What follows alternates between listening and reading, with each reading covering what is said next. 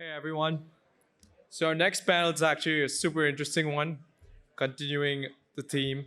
So as generative AI becomes increasingly sophisticated, policymakers are recognizing the urgent need to address regulatory gaps and ensure responsible deployment in various sectors. Our next panel will delve into the complexities of crafting effective policies to govern the ethical, societal, and economic implications of AI advancements. Please join me in welcoming the next panel to the stage, Governing Genius Policy in the Era of Gen AI.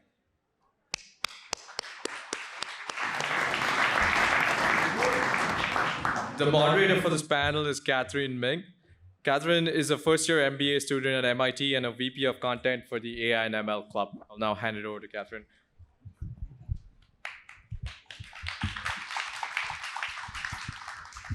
Good afternoon, everyone. I'm super excited to bring this panel to you. Let me introduce our amazing panelists. First, we have Professor Latanya Sweeney. Professor Sweeney is the Daniel Pohl Professor of the Practice of Government and Technology at the Harvard Kennedy School, as well as the former CTO of the Federal Trade Commission. She pioneered the field known as data privacy, launched the emerging area known as algorithmic fairness, and her work is cited in government regulations worldwide, including in HIPAA. She is a recipient of multiple prestigious awards such as the Louis D. Brandeis Privacy Award and has testified before government bodies worldwide. She earned her PhD in computer science from MIT in 2001, the first Black woman to do so.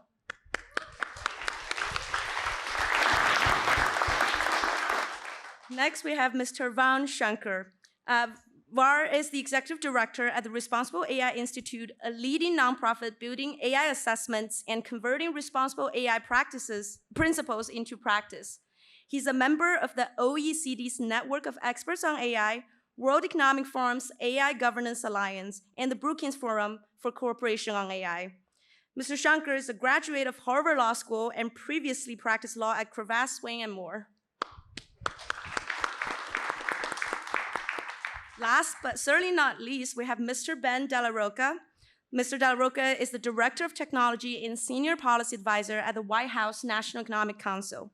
He's one of the key drafters of President Biden's AI executive order on the safe, secure, and trustworthy development and use of artificial intelligence. Mr. Della Rocca is a graduate of Yale Law School and previously worked at the Council of Foreign Relations as well as Bridgewater Associates.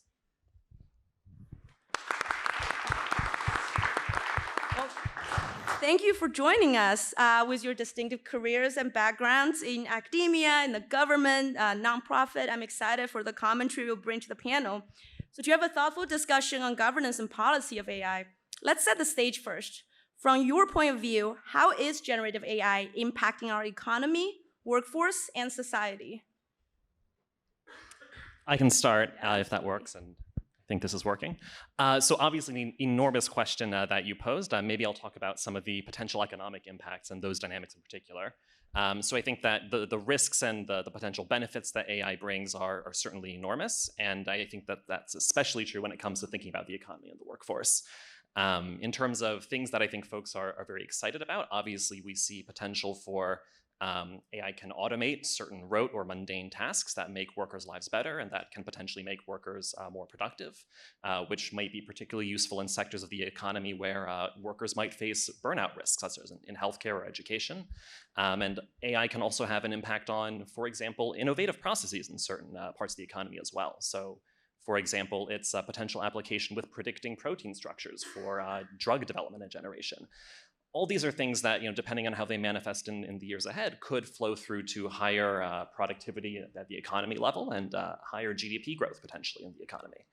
But of course, there's obviously a large set of risks that we have to think about too, and questions about whether or not these benefits will actually manifest. And these concerns and risks are certainly ones that were top of mind for us as we, as the president was developing the landmark executive order that he signed last year, which Catherine mentioned. For example, I think that the effects on workers, there are serious risks there potentially, both in terms of the quality of workers' jobs, and particularly in the years ahead, there might be risks of job disruptions or labor disruptions and displacement.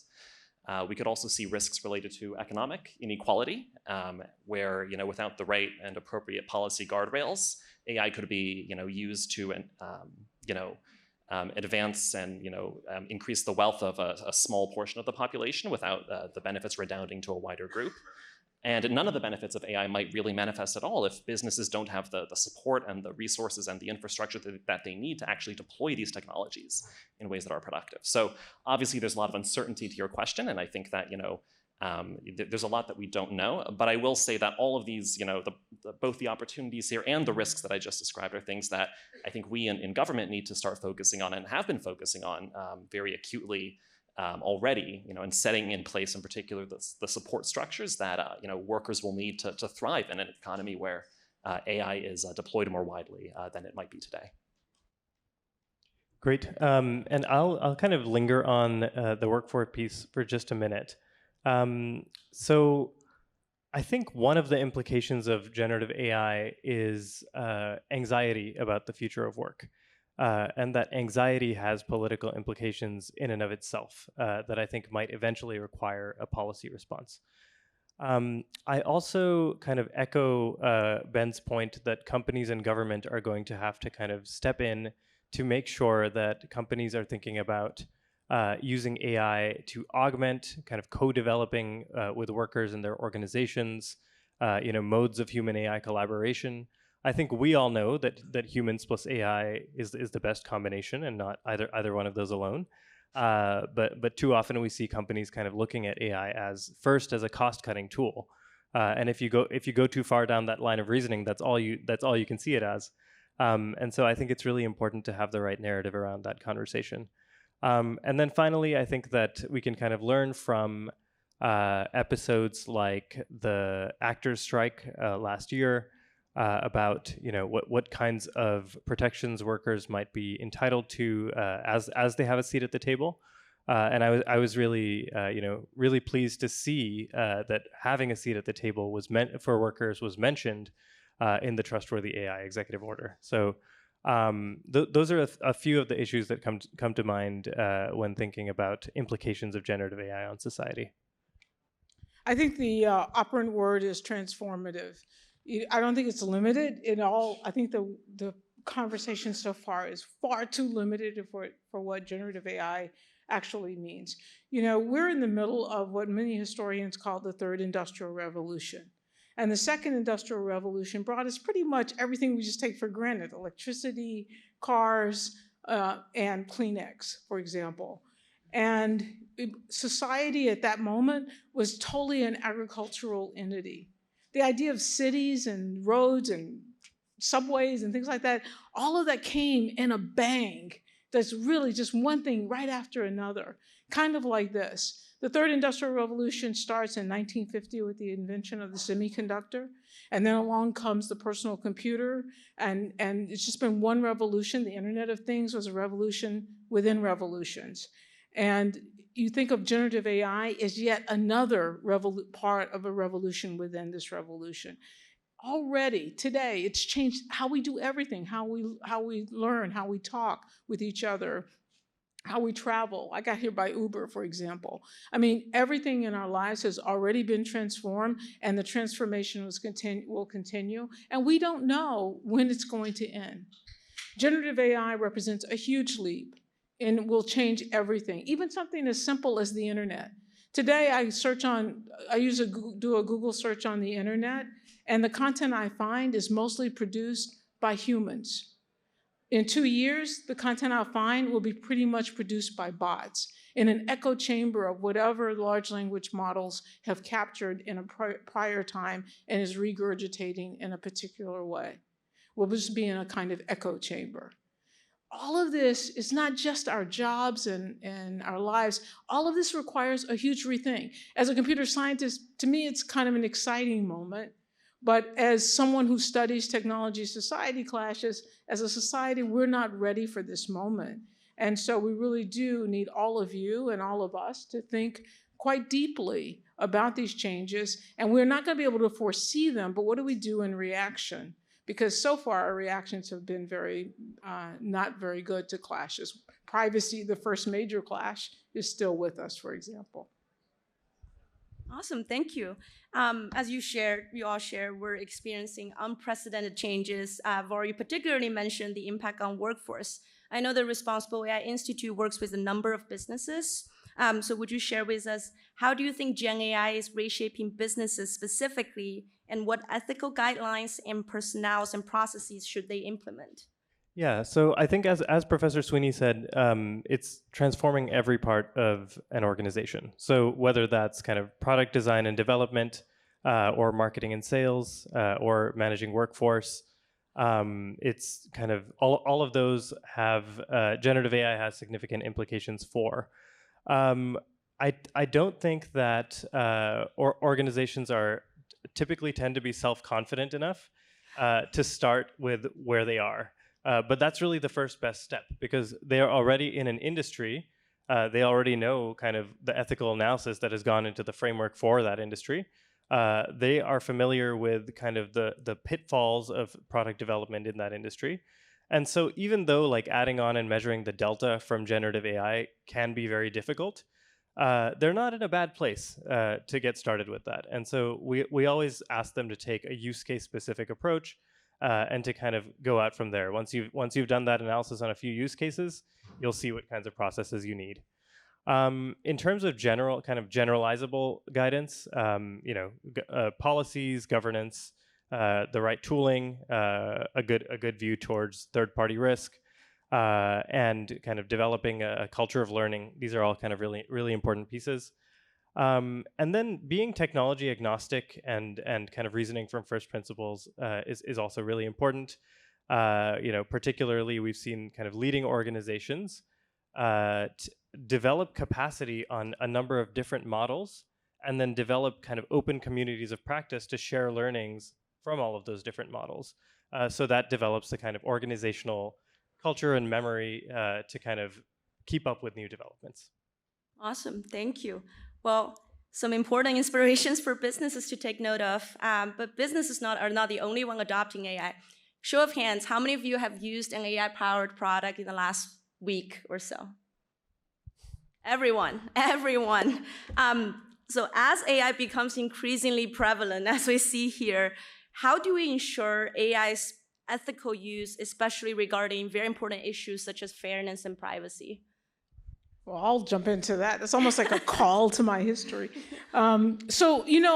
If you just take ChatGPT as an example for the brevity of conversation, it learned everything it knows on the internet, everything it knows on the publicly available internet in any form it could get it. And one of the things we had a lot of fun with last year was showing how racist, sexist, vile it really is. That in reality, a lot of the content on the internet was just not really ready for prime time. So OpenAI has a filter program that job is to make sure that doesn't come out, so that we can get some of the benefits of this large language model without without the adverse impacts. But it still comes out. I have my class, which the students call the Save the World class. We spent a whole month of just example after example of still getting it out even after the filter. Examples like when asked to compare two resumes and ask why this one is better than another one, eventually it says, well, yeah, that's true. It was okay, but she did pretty good for a girl. And you're like, wow. So it's still there. It's still present. I think the way we have to think about it as a society, we already have a set of rules and code of ethics embedded in those rules that we live by. There are laws, there are regulations, there are social practices. They evolve. They will have to evolve in the face of generative AI. But one of the biggest starting points is to figure out, when is this not working for someone? And to be able to have the transparency in the use of it, or the transparency in the way it's working, to know that something's not working anymore. If it's making decisions about who's going to get hired, how do we know to what extent it's being biased? Can we run it through, like after the second industrial revolution came Underwriter's Laboratory, to make sure when I went to plug in an appliance, it didn't blow up in my hand or start a fire in my home? I suspect we're going to have to build those kinds of same infrastructures for generative AI and these new technologies. We just have to make sure we are aware that we have to have the political will and the ability to look and be transparent about and honest about these reactions. Yeah, I'll say a few words too. I think that this is a really hard question you're asking fundamentally, because the shortfalls and the strengths that AI has in any situation are going to vary widely by the context in which it's used, which makes it difficult. There's no one simple solution or safeguard that's going to solve all of our problems. But speaking a little bit to the privacy and the fairness risks that you highlighted, I'll say a few things at least. So I think when it comes to privacy, the way that I think about a lot of these risks is that AI has two really significant impacts for privacy. On the one hand, it increases the capabilities that we have to collect data in the first place and to link it together, extract new data and infer new information about people from the data that we have. And then two, it also it increases the incentives to collect data in the first place, given the role that data obviously plays in AI training. So that creates a real challenge, particularly when you consider that obviously developers need access to data in order to innovate. And there's, I think, a question of how we deal with that. So I'll say a couple of things that inform our response as policymakers. I think the first is that there's been a lot of work that we've done from the administration to be investing in developing privacy-preserving techniques, privacy-enhancing technologies, which can have real applications to, obviously, AI training and using AI systems. So the Department of Commerce, for instance, has it published a series of guidelines on differential privacy techniques last December and how to evaluate those techniques, as directed by the AI executive order. And we have the National Science Foundation, the Department of Energy funding coordination network for privacy-enhancing technology research, which will have a lot of applications in the AI space. The other thing I'd say here too is that I think that the advancements we've seen in AI make baseline privacy protections for Americans' sensitive personal data in general, all the more important. The president has repeatedly called on Congress to pursue bipartisan privacy legislation, including at this week's State of the Union. That was a call that he renewed a few days ago. Obviously, we aren't waiting on Congress to happen before we act in the administration. And we had just last month, President Biden signed an executive order on data security, which is a really historic action, I think, that empowers the Department of Justice to restrict transfers of large-scale transfers of sensitive personal data on Americans to foreign countries of concern. When it comes to fairness, I'll say a couple of things as well, which is that I think it's important to recognize that the risks of bias from AI can emerge from a wide range of different sources.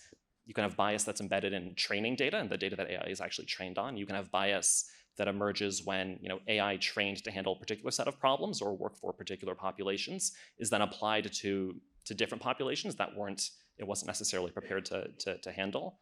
And you can also have bias emerge when deployers of AI fail to use the appropriate safeguards after deployment to measure and detect and mitigate biases. So I think that in general, one thing that I'd say that I think is incumbent upon all organizations deploying AI is to remember that the potential for bias with AI tools, it's always going to exist at the outset, and it's important to think proactively about how to mitigate bias and putting in place measures that will be applicable throughout the life cycle of an AI system in order to make sure that you're addressing risks of bias or risks of unfairness adequately. Of course, the real hard work is, I think, putting in place the rigorous systematic evaluations and safeguards that will actually let you test for bias. I think that we need to be able to measure bias if we want to be able to manage it. But again, that's work that I know many in the private sector are doing and will continue to do. And in government, we have great work at the National Institute of Standards and Technology, working with the private sector to develop a lot of these rigorous evidence-based metrics to think about bias in ways that will help us mitigate these risks. So just to zoom out a bit on the topic of fairness, I think the winner-take-all component of generative AI and AI is a bit concerning. So I think AI can give you superpowers in a way, but it also kind of contributes to a winner-take-all dynamic, both in terms of countries, in terms of regions within countries, particular companies, and then even particular people. And I think that's kind of a thorny public policy challenge, and one that we can address it through better education. We can address it through better connectivity. We can address it through having public alternatives, models developed by the government, and kind of made open to researchers and to anybody who has kind of a reason to access them. But it's one of the kind of thorniest issues I feel in when we talk about AI fairness. Yeah. And can I just add, I'm really happy that you took it in that direction, because here we are at the Sloan School, and the role that business plays in a lot of the decision making that you just described is critical. Like, when will you hide the findings behind intellectual property? It's our thing. We don't really want you to know. So how can we measure or assess transparency or bias, or even if you know it's bias? So in many ways, it requires the future of fairness and the notion of how fair these technologies will be depend in great part on the people who are in this room and similar rooms and the decisions you make as you leave. Thank you. I think you all touched upon the importance of putting guardrails around AI. At the same time, we don't want those guardrails, excuse me, those guardrails to stop us from unleashing its full potential. So how do we strike that balance? How do we ensure the development of AI without ensure the safety without stifling innovation? So I don't think we have to worry about about these being guardrails. There is no policy that's really trying to get in front of AI.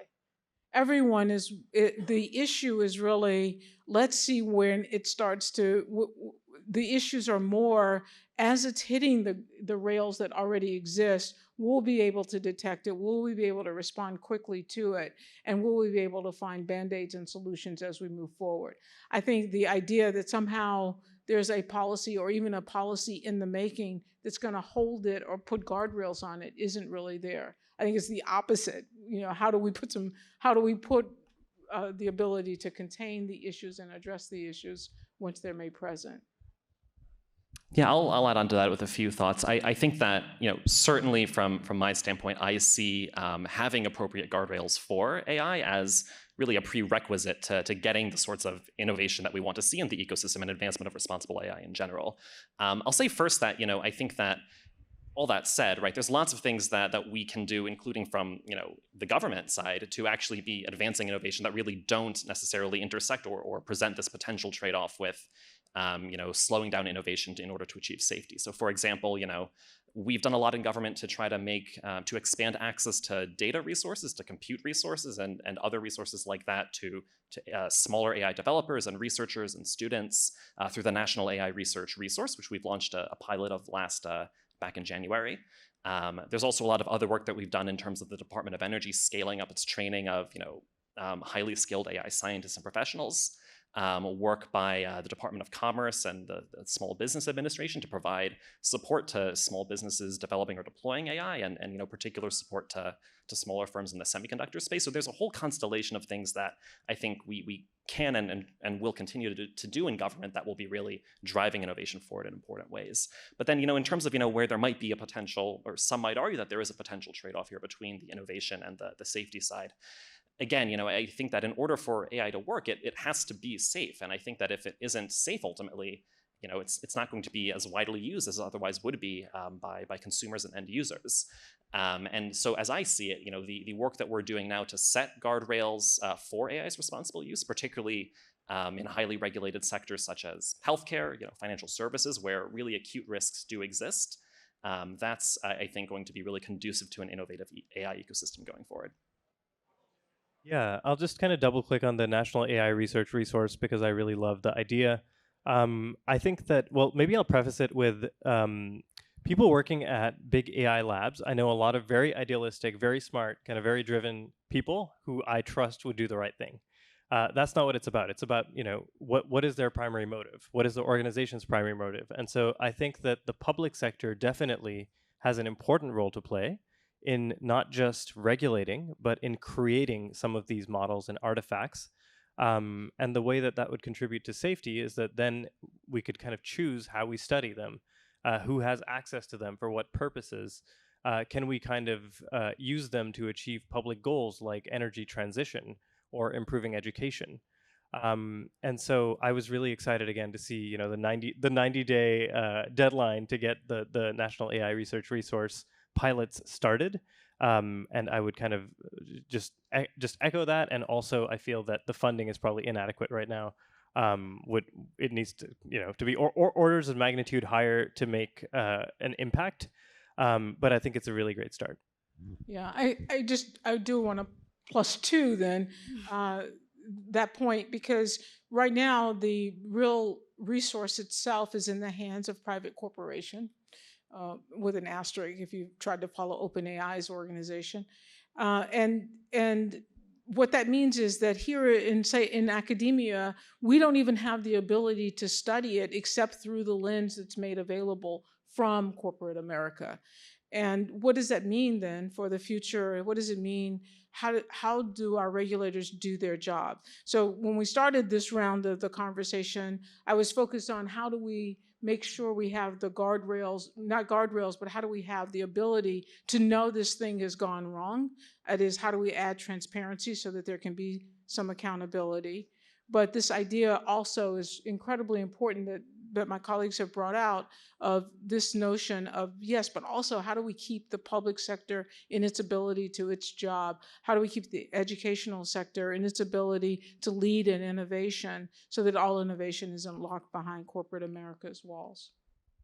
Some incredible additions. Actually, Professor, this you mentioned the educational system. It's being reshaped by AI. It's also reshaping AI. So this question is addressed to you. How should our educational systems evolve to prepare for an AI-driven future? Oh man, this is like, having spent the last year as the co-chair at Harvard trying to answer this question, helping the faculty get its head around how to answer it. I think the big lessons we've learned so far is that, it brings up the question of what is original scholarship?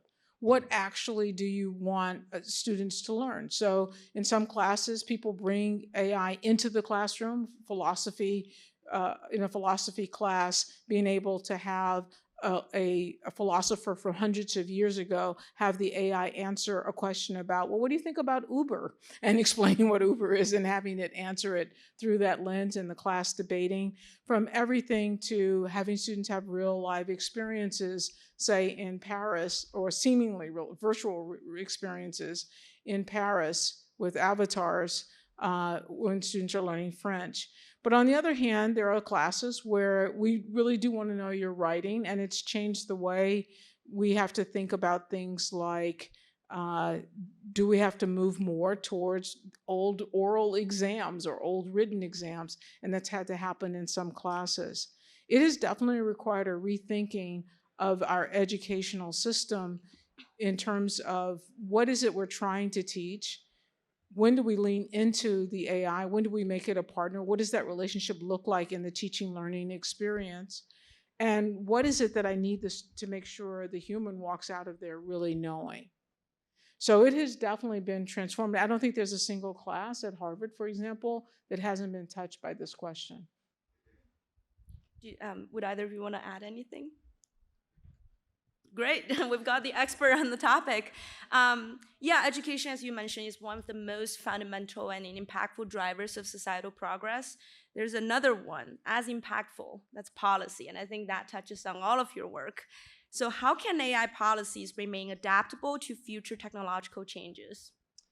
I take it that's addressed to me. It's a great question, and I think one of the really challenging things of many challenging things about AI and getting AI policy right is many of the risks that we might consider with AI are ones that could grow or increase or only start to manifest in the years ahead. They might not necessarily be ones that are directly manifesting right now, but we still need to, as I said before, really take steps today as a whole of society, I think, to make sure that we're getting the risk mitigations correct. As daunting as that seems, I think in some ways it's not a fully new challenge either. I think that, in the past there have been other situations, plenty of times, when humanity has encountered emerging technologies that might change rapidly, and then that pose real policy challenges, and that, where policy, has to find ways to keep up.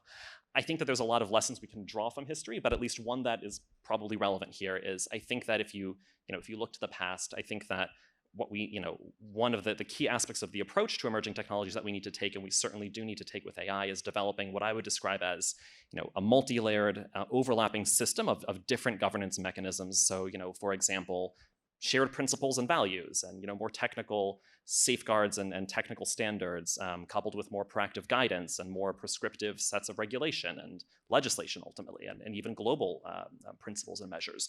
All of these things need to work in concert with each other in order to address the many different sets of risks and potential opportunities that we see. There's not one policy measure that we can use to fix everything, but it takes this multi-layered approach. And I think that at the core of that, that whole system of governance is, what I said before in terms of shared values and what I would describe as evergreen principles that are going to be likelier to be truer across time, and are things that, on which we can then build, more detailed and complex systems of governance in the years ahead. To say briefly how this has informed our own approach, I think that we very much have kind of, followed this playbook in the Biden-Harris administration. We started even before chatbots came onto the scene, as it were. We started with the blueprint for an AI Bill of Rights, which sets out, a lot of the really key foundational principles regarding equity, fairness, privacy, civil rights, things of that nature. And we followed that soon with the AI risk management framework from the National Institute of Standards and Technology. Building on that, the White House received voluntary commitments to safety and security from many of the leading developers of the most powerful frontier models. And those are things that we've seen as a bridge to future action, when we received them last year. Since then, of course, we had the president's landmark executive order with a lot more detailed steps to put the regulatory safeguards that we need in place for dealing with AI. And of course, I'd say as well that our work isn't going to be done either. There's lots more left to be done in the years ahead. I'll be happy to jump in on this. So, when I was at the Federal Trade Commission, most Americans have no idea how amazing the people are who work there. I used to call it like going to Spider-Man's den every day. If the American public had any idea, these lifelong devoted people who fought against deception and consumer protection at every level, even when it showed up in the government, they were somewhat fearless, and they were really amazing. The only thing that was wrong or limiting from the perspective of coming in as the chief technology officer is that was all in brick and mortar buildings. They had no idea how to do this online. That is, the rules and all of the ways that we were protected decades ago is fading away because we don't know how to do the same thing online. Now we fast forward to generative AI, where most of the power in decision-making and the use of these bots and so forth are happening within closed walls of companies. How do we actually enforce the rules and protections and norms that we started out with 20 years ago, that these amazing people were fighting for every day? This is the big policy question. How do you add transparency and accountability? And how do we empower the same abilities to give the same abilities to regulators and others who protected us before, to let them protect us now? This is to me, the helping the helpers model question is the big policy question. That's awesome. Thank you for sharing. Well, several of our speakers today, including you, actually alluded to this idea that technology is here to serve and better humanity. So the last question of the panel, which I would love to invite all of you to address, is how can policymakers engage the public, everyone here and beyond this room, on AI issues and align AI development with societal values? Yeah, so I think it's a great question. I think it's really important to have a positive view of what AI can accomplish. So whether that's kind of individualized learning in kind of low resource settings, or whether that's kind of personalized healthcare, just having a view towards what are the good things, and then also talking about what are the pitfalls, I think is a really important component. The other component I would say is kind of finding common ground with people of different political views.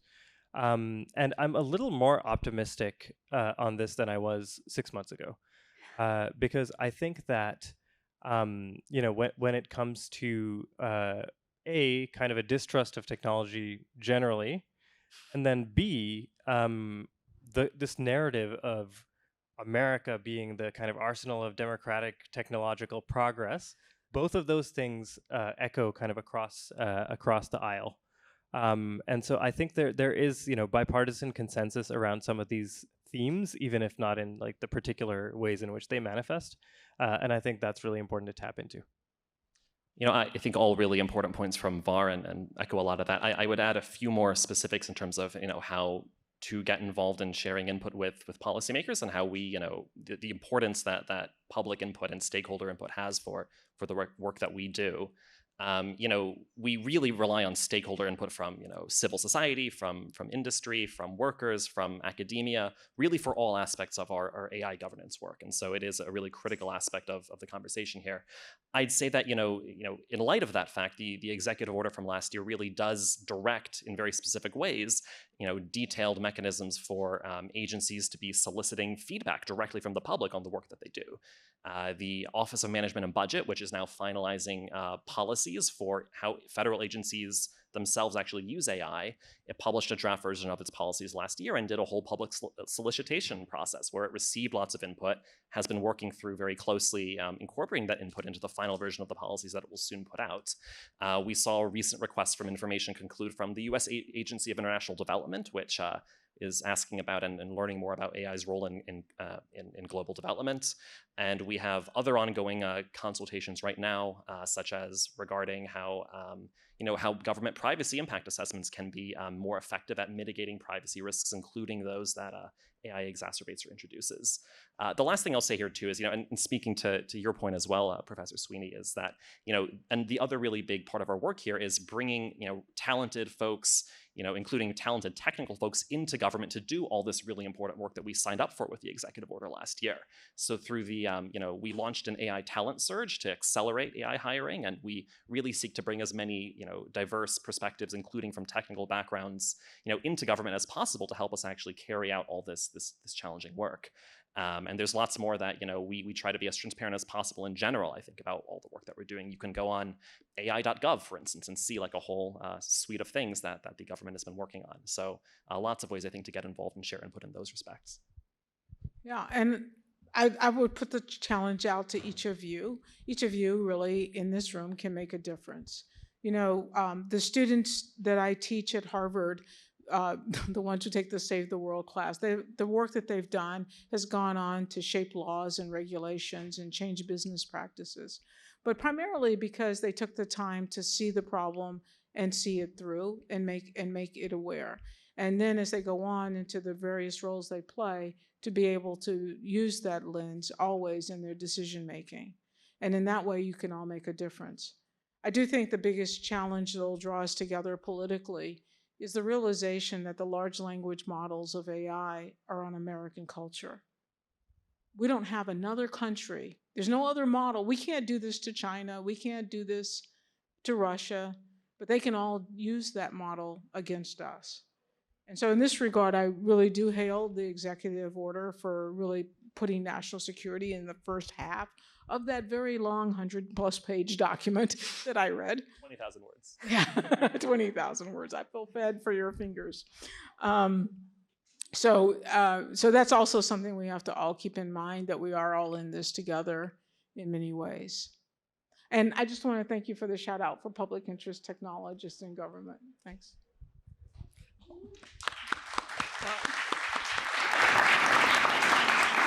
Well, thank you all for such a thought-provoking conversation. We are at time, so I guess we'll wrap up here. But these are some of the most amazing speakers I've ever come across. I would highly encourage you, if you can, to engage with all the topics they've mentioned. Go on the .gov website if you haven't checked it out. Var's doing amazing work with the Responsible AI Institute, and professors teaching at both the Kennedy School and Harvard College. So, find all the resources we can to improve ourselves for the better future that they inspire us to seek. Thank you, Catherine.